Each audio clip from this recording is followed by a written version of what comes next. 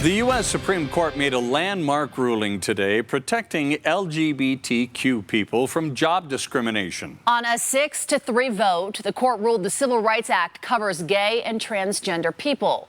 The Supreme Court action is expected to have a major impact for an estimated 8.1 million workers in the U.S. That's because most states do not protect LGBTQ people from workplace discrimination.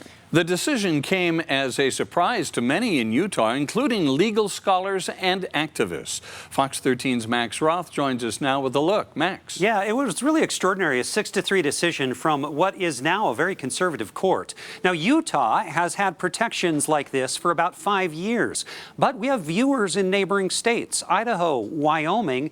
They don't have these protections. Our gay and transgender viewers there before today would start a job search knowing half the country allowed employers to fire them because they were gay or transgender.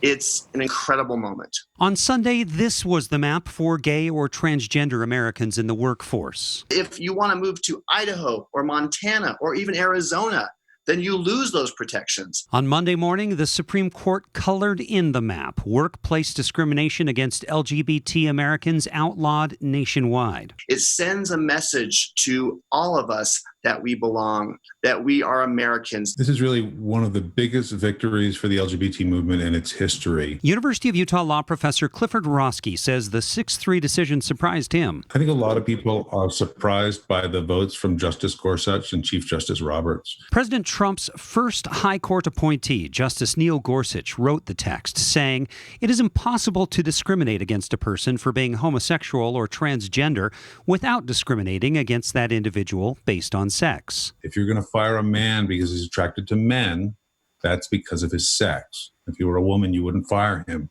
for dating men. The clash of conservatives came down to whether the text of the law could be more inclusive than the intent of those who wrote it.